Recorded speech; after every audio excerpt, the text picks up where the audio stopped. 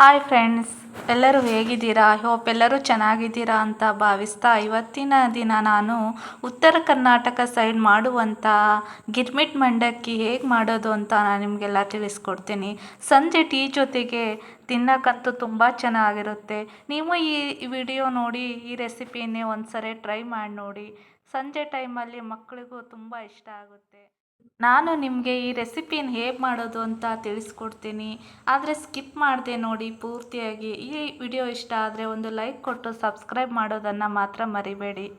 ಈ ಗಿರ್ಮಿಟ್ ಮಾಡಲು ಬೇಕಾಗುವ ಮುಖ್ಯ ಸಾಮಗ್ರಿ ಅಂದರೆ ಒಂದು ಸೇರು ಮಂಡಕ್ಕಿ ತಗೊಂಡಿದ್ದೀನಿ, ಒಂದು ಈರುಳ್ಳಿ ತಗೊಂಡಿದ್ದೀನಿ, ಒಂದು 4 ಹಸಿಮೆಣಸಿನ್ಕಾಯಿ, ಒಂದು ದೊಡ್ಡ ಗಾತ್ರದ ಟೊಮೊಟೊ ಹಣ್ಣು, ಒಂದು ಹಿಡಿಯಷ್ಟು ಶೇಂಗಾ ಅಥವಾ ಕಡಲೆ ಬೀಜ, 2 ಸ್ಪೂನ್ ಆಗಷ್ಟು ಬೆಲ್ಲ, 2 ಸ್ಪೂನ್ ಆಗೋಷ್ಟು ಹುಣಸೆಹಣ್ಣಿನ ರಸ, ಕರಿಬೇವು ಮತ್ತು ಕೊತ್ತಂಬರಿ, ರುಚಿಗೆ ತಕ್ಕಷ್ಟು ಉಪ್ಪು ಮತ್ತು ಅರಿಶಿಣ.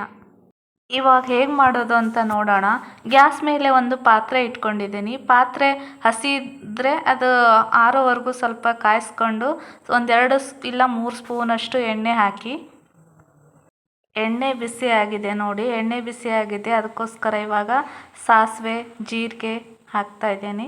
ಸಾಸಿವೆ ಜೀರಿಗೆ ಹಾಕಿದ ಮೇಲೆ ಕಡಲೆ ಬೀಜನ ಹಾಕಬೇಕು. ಕಡಲೆ ಬೀಜ ಕೆಂಪು ಬಣ್ಣ ಬರೋವರೆಗೂ ಸ್ವಲ್ಪ ಫ್ರೈ ಮಾಡ್ಕೋಬೇಕು, ಇಲ್ಲಾಂದರೆ ಹಸಿಯಾಗಿರುತ್ತೆ. ಹಾಗಾಗಿ ಕೆಂಪು ಬಣ್ಣ ಬರೋವರೆಗೂ ಸ್ವಲ್ಪ ಫ್ರೈ ಮಾಡ್ಕೊಳ್ಳಿ.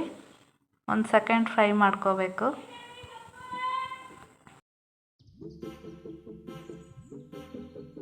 ಕಡಲೆ ಬೀಜ ಎಲ್ಲ ಬೆಂದ ಮೇಲೆ ಈರುಳ್ಳಿ, ಹಸಿಮೆಣಸಿನ್ಕಾಯಿ, ಟೊಮೊಟೊ ಹಣ್ಣು, ಕರಿಬೇವು, ಕೊತ್ತಂಬರಿ ಎಲ್ಲ ಹಾಕಿ ಎಣ್ಣೆಲಿ ಫ್ರೈ ಮಾಡ್ಕೊಳ್ಳಿ.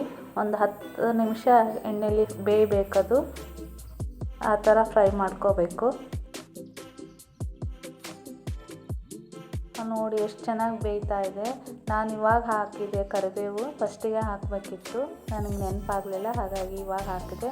ರುಚಿಗೆ ತಕ್ಕಷ್ಟು ಉಪ್ಪು ಮತ್ತು ಅರಿಶಿಣ ಪುಡಿಯನ್ನು ಹಾಕಿ ಇನ್ನೂ ಚೆನ್ನಾಗಿ ಬೇಯ್ಕೊಳ್ಳುತ್ತೆ. ಬೇಯೋವರೆಗೂ ವೇಟ್ ಮಾಡಿ. ಸ್ವಲ್ಪ ಬೆಲ್ಲನೂ ಹಾಕಿ ಮತ್ತು ಇವಾಗಲೇ ಹಾಕಬೇಕು. ಹುಣಸೆಹಣ್ಣು ಹಾಕಿದ್ದೀನಿ ನೋಡಿ. ಒಗ್ಗರಣೆ ಮಾಡಿದ್ದೆಲ್ಲ ಆಯಿತು.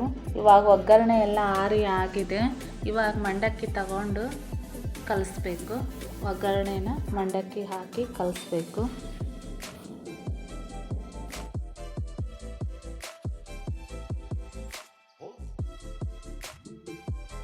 ಕೊನೆಗೂ ಗಿರ್ಮಿಟ್ ಮಂಡಕ್ಕಿ ರೆಡಿ ಆಯಿತು. ಕೊನೆಗೆ ಏನು ಹಾಕಬೇಕು ಅಂದರೆ ಕಡಲೆನ ಅಥವಾ ಪುಟಾಣಿ ಅಂತವಲ್ಲ, ಅದನ್ನು ಪೌಡ್ರ್ ಮಾಡಿ ಇಟ್ಕೊಂಡಿದ್ದೆ, ಅದನ್ನು ಕೊನೆಗೆ ಹಾಕಬೇಕು. ಅಂದರೆ ತುಂಬ ಚೆನ್ನಾಗಿರುತ್ತೆ ತಿನ್ನೋಕ್ಕೆ. ಎಣ್ಣೆ ಹತ್ತಲ್ಲ ಕೈಗೆ, ತುಂಬ ಚೆನ್ನಾಗಿ ಬರುತ್ತೆ, ಸ್ಮೂತಾಗಿರುತ್ತೆ. ನೋಡಿ ಎಷ್ಟು ಚೆನ್ನಾಗಿ ಬಂದಿದೆ ಮಂಡಕ್ಕಿ, ಗಿರ್ಮಿಟ್ ಮಂಡಕ್ಕಿ.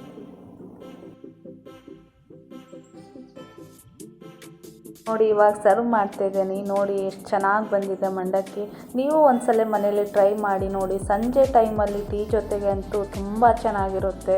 ನೀವು ಒಂದ್ಸಲ ಮನೇಲಿ ಟ್ರೈ ಮಾಡಿ ನೋಡಿ. ಹೇಗಿತ್ತು ಅಂತ ಕಮೆಂಟ್ಸಲ್ಲಿ ತಿಳಿಸಿ.